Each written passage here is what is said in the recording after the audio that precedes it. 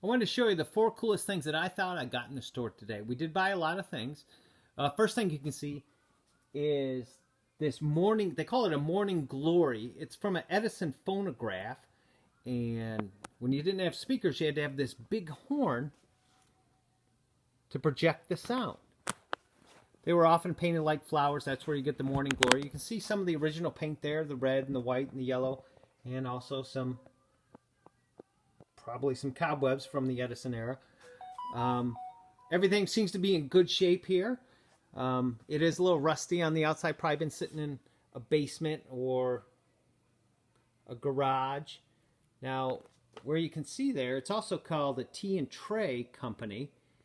You can see the sticker there. The stickers don't survive that well. So that's how you can date it to about circa 1905. So for about 115 years old. Still has some of the paint, still has some of the flower, and that's where you get the Morning Glory name to this particular piece.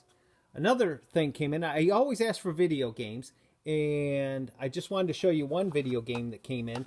GameCube seems to be really hot right now. This is Pokemon Coliseum. Anything with Pokemon is going to be good.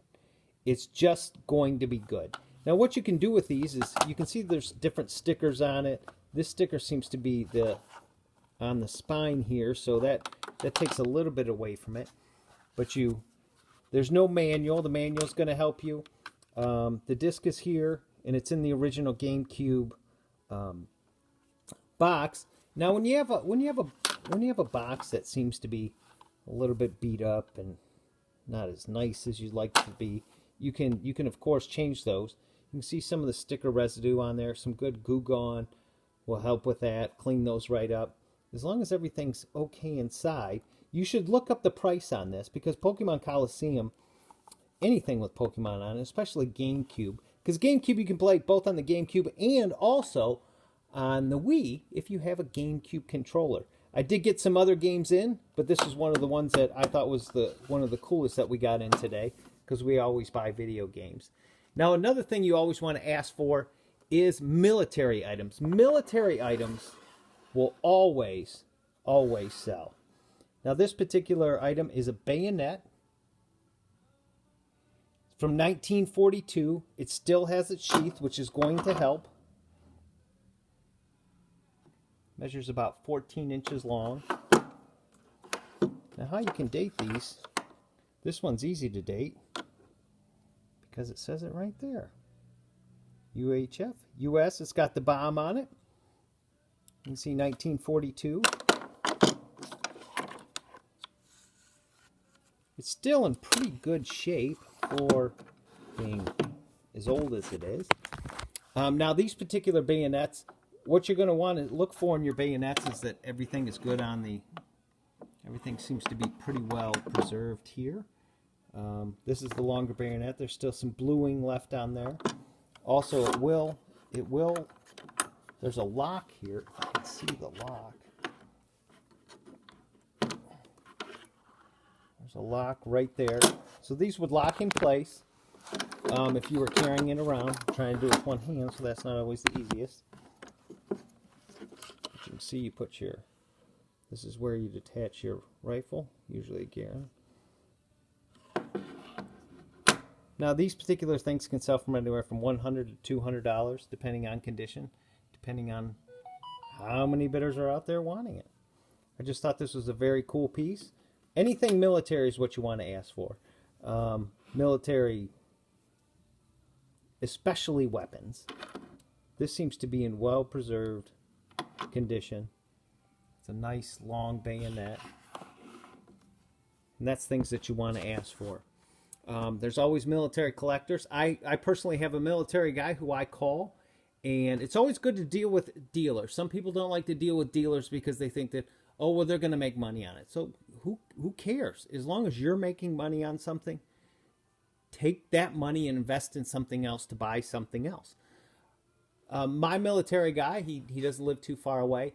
He actually has people that are looking for things like this, so he can get more money. He can pay you what you'd probably get on eBay or wherever you want to sell it, and you get your money right away. You get just about as much money. You don't have to buy packing material, postage, and all that other stuff that really, really does take a lot of time. And time is money. And that's really what it comes down to. Now, the other piece I got today, which I thought was interesting, is someone brought in this particular, a World Series ticket from 1964. It's Game 7, as you can see. You can see the seats. World Series, Philadelphia Phillies. Ford Frick Field. It's got the rain check on it. First Pennsylvania Company. Tickets for unplayed game may be presented for refund before November in 1964, either by mail or in person. So I know baseball history pretty well, but I'm not a Phillies fan, so I don't know too much about the Phillies. What this is a ticket that was printed back then when they thought the Phillies had a possibility of going to the World Series. Unfortunately, they did not make it to the World Series, so these tickets were, at the time, just worthless. So this, what they call this, is a fantasy ticket. So this is an actual ticket. It's an uncut ticket, as you can see, because the games were never played. It's for the 7th game. Because they had to print all the tickets beforehand.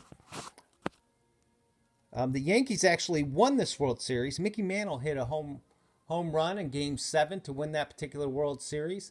If you had a Game 7 actual ticket, it'd be worth about 10 times as much. Because this particular World Series wasn't played. They call these fantasy tickets. But they are actual tickets from 1964. You can see Ford Frick, Commissioner of Baseball. This guy actually had pretty good seats. But it never happened. So this is just, I think, an interesting item because it is part of history, a part of history that never happened. The Phillies didn't make it to the World Series, unfortunately. And I think the last time they won it was 1980 with Tug McGraw. But they sure had hope for it in 1964. But they did print the tickets.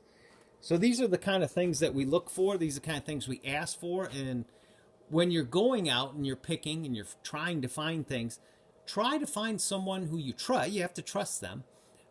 They're going to make money. I don't care if someone makes money off that. If someone offered me $10 on this, I get this a lot of times. Someone offers me money on something, I make money on it, and they come back and they say, oh, I made a bunch of money on it. I think that's great.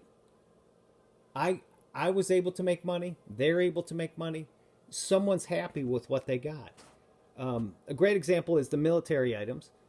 There's one guy that I call about all military items because he gives me prices that I see on eBay and I don't have to go through it. He has the buyers. If you have the buyers, always look at all your video games and all cool stuff like this. There's so many different uses for this particular thing, but to have something 115 years old, I think is just awesome. These are just 4 of the things that came in today. I think they're all cool. I don't think I could find all 4 of these things at Goodwill. In fact, I know I couldn't, and I know I couldn't find them today. But when people know you pay good money, they know you want particular items. They know they can get some cash for it now. I may sit on these forever. I may never sell them.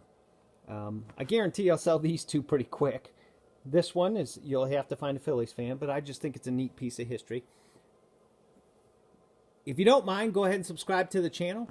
See what we got. I'll try to post other cool things that we get. And thanks for watching.